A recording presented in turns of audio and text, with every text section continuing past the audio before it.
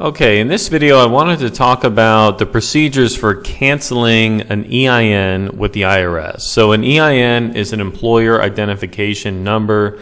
It's effectively the tax ID number that's assigned to a business. So it's a sole proprietorship business or business entity. It can even be assigned to trusts, estates, joint ventures, charitable organizations.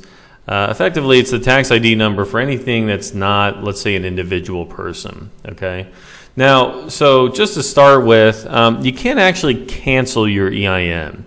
So once the EIN is assigned to a business entity or, again, like a trust, estate, charitable organization, sole proprietorship, joint venture, whatever it is, once that EIN is issued, it remains attached to that entity name or business name, and it's never reused or recycled. And so for those reasons, you can't actually cancel it because, again, it's never going to come up again.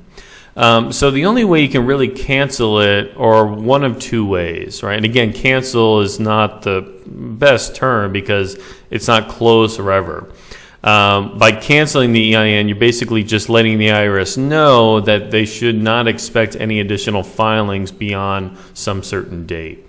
So the most common way an EIN, a business account, is closed out is when you file a final tax return. So in this example here, we have John and Jack have a Delaware LLC that's a partnership. So the LLC as a partnership needs to file a Form 1065 every year. So they formed this partnership. They filed 1065s for 2018, 2019, and 2020. And then in 2021, they decided they were going to close the business down, all right, and then close out the LLC. So on December 15th, they filed the articles of dissolution to dissolve the LLC. So because the entity existed for 2021, it still has to file a tax return for 2021. So on the Form 1065 for the 2021 tax year, they check the final box on page 1 of that Form 1065. And that lets the IRS know that, hey, this entity is closed. You should not expect to receive any additional filings beyond this year. And that's important because the IRS, if they don't get tax returns from you every year when they think your business is still operating, they send you letters, right? They'll send you IRS notices that say, hey, look, we think you're still operating. Why didn't you file a 1065 for this year? And so that's why it's really important to make sure that when you file a final return, make sure it is marked final. Okay, so now aside from this example, what do you do if you had an EIN that was genuinely never used? So if you apply for an EIN and never used it, so you never opened any bank accounts, you never filed an initial tax return, you never even gave this EIN out to vendors or customers that you were going to receive payments from. In that case, you can submit a letter to the IRS which states that I applied for the EIN, but I'm actually never going to use it, so don't expect anything from me. Now, what the letter does is the IRS knows that once they receive that, they just close the business account assigned to the EIN. And so this is the record on file that says, okay, look, the entity or the sole proprietorship was open, the EIN was open, but really nothing ever happened, right? And this happens quite often. I have a lot of clients or individuals that I consult with, and they opened a company or applied for an EIN, and the very next day decided it was a bad idea, and so nothing ever happened. This fact pattern would apply to those persons. So in our example here, Jeremy decides that he's going to start a consulting company. He's doing marketing. So he doesn't want to form an LLC or corporation just yet. He's just operating as a sole proprietorship. But he still needs an EIN. He needs an EIN for banking purposes, to fill out withholding certificates.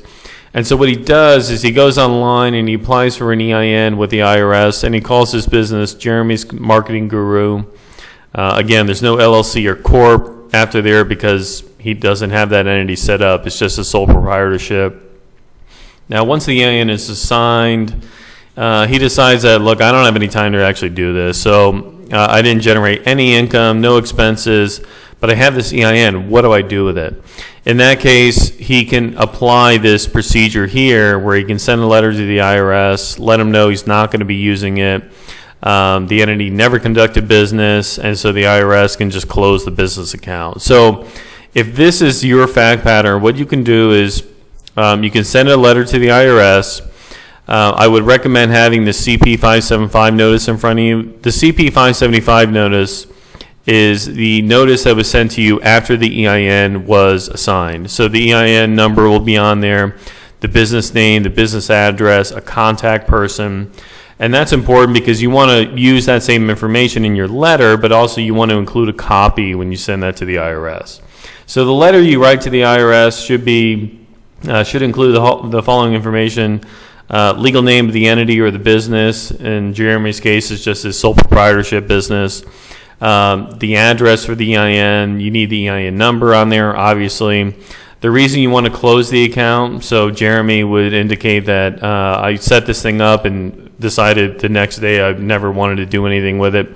So the EIN really serves no purpose. And then include a photocopy of the CP 575 notice. And that just helps because the IRS has something tangible in front of them that they can actually verify in their system. So it makes it easier for them to look up the EIN, look up the business name, and they can go ahead and expedite that process with closing your EIN. Not closing your EIN, but closing the business account. So that EIN will remain in existence forever.